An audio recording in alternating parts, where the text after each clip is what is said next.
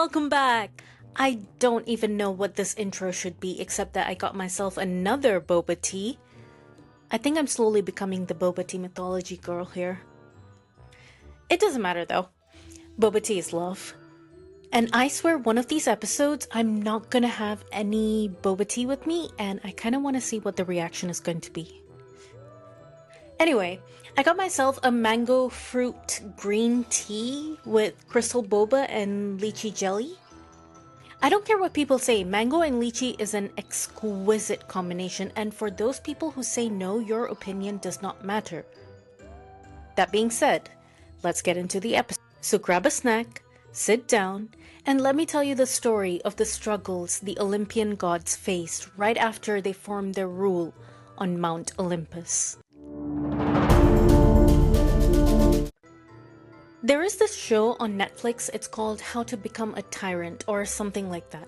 It basically gives you a step-by-step guide on how to rule over people with an iron grip. And according to the rule book for becoming a tyrant, once you seize power, you need to make sure you crush all your remaining rivals. Now, am I saying that Zeus rules like a tyrant? Heck no.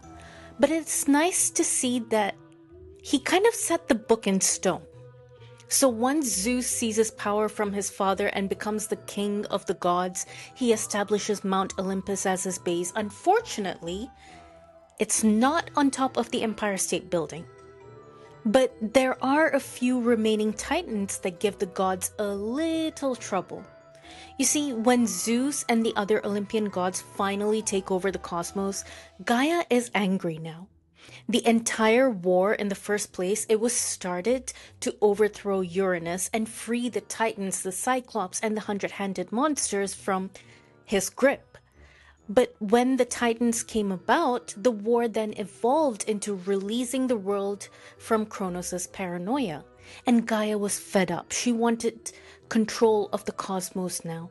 So in her anger, she births giants to help her overthrow the Olympian gods, and one of the giants was called Typhon. Typhon is the son of Gaia and Tartarus. He's basically a giant and the god of violent storms and volcanoes, and is said to be the father of all monstrous creatures. Some of his children are the Sphinx, the Hydra, Cerberus, aka Spotty, the three-headed dog. Typhon challenges Zeus and his rule. So Zeus, he gathers his Avengers team, and that includes Athena, Ares, Poseidon, Hephaestus, and all the other Olympian gods. And they fight against all the giants that are being birthed by Gaia to bring the gods down. The Olympian gods, they barely keep up though with the attacks from the giants, just like what their prophecy had foretold. The prophecy stated that the Olympian gods could not defeat the monsters and earthborn giants without the aid of a mortal hero. And just as the prophecy had stated, the Olympian gods were barely winning against the giants until Heracles comes by.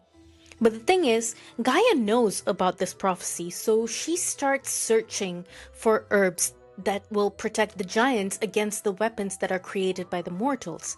But the thing is, Zeus knew of Gaia's plan, and before Gaia could even take the herbs for herself, Zeus already collects the herbs himself and hides them away from Gaia. And finally, when Heracles comes of age, the Olympian gods basically just recruit him to fight on their side.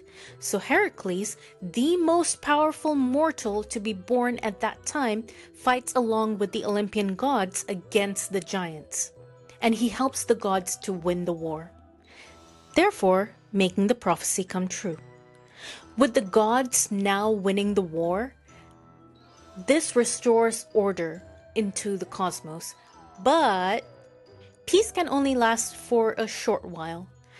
Because right when the war was just starting between the giants and the gods, this was before Heracles was born to take down the giants, and even before Gaia became ambitious to rule the cosmos and birth the giants, and this was right after freshly winning the war against the Titans. Zeus is the ruler now. He made a couple of Titans into their pivotal roles like sticks. They started to form the humans. And one of the titans that was given this task was Prometheus. Prometheus is the Titan god of forethought and counsel, and honestly, for being the Titan god of forethought and counsel, he did not use much forethought when it came to stealing the fire. But that's neither here nor there. You see, Prometheus and Zeus already had a very strained relationship. Previously, before stealing the fire and all that jazz, there was a meeting between the gods and humans, and they were trying to divide a sacrifice that they had just made. Prometheus, he slays a large ox and divides it into two piles. One pile has all the meat and fat, and it's covered with the yucky ox's stomach. And the second pile, it was decorated like a 50-star Michelin restaurant, but it was mostly just bones that was covered with shining, glistening fat. And then Prometheus invites Zeus to choose which of the piles he wants. And Zeus, in some versions of the story, he gets tricked to take the pile that is filled with bones. So in a fit of anger, he retaliates against the humans by hiding the fire from them, and since then, Prometheus has been on thin ice. But the thing is, since Prometheus was tasked with creating the humans, the more he made them, the more he wanted to give them a better life. But that brought him directly in conflict with Zeus. You see, with all the battles that Zeus and the Olympian gods faced to get to where they were, Zeus did not want the new mankind that was being made to come for their thrones as well. So according to some versions of the story, Zeus wanted the mortals to be dependent on the gods and be more subservient. He thought that preventing the mortals from getting the fire would keep them from becoming too powerful, and they would not be able to challenge the gods. And in this story, the fire was said to represent not just fire itself, but it mostly represented knowledge and the ability to advance and be self-sufficient. And if the humans were able to be self-sufficient, they would not need the gods anymore. And if they did not need the gods anymore, they won't worship the gods anymore. And if they did not worship the gods anymore, what's to say that the mankind would not depose the Olympian gods? And given that hiding the fire from the humans would also indirectly hurt Prometheus, that's an additional plus. So when Prometheus steals the fire from Mount Olympus, he hides it in a fennel stalk and then gives it to humanity. That pisses Zeus off. So naturally, he punishes Prometheus by chaining him to a rock, and an eagle would eat his liver for eternity. It isn't until Heracles comes around like years later and frees the chains that Prometheus is allowed to escape. Prior to the myths as written by Hesiod, back when they were passed down orally, Prometheus was seen as this trickster god that represents both the good and evil in humanity.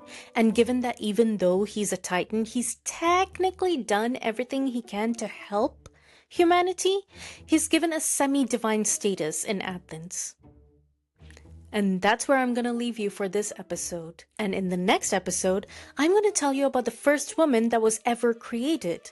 Basically commissioned by Zeus because he was still mad at Prometheus for stealing the fire and giving it to the humans. And so he created a woman called Pandora as Prometheus's and the humanity's retribution. That being said, good night, sweet dreams.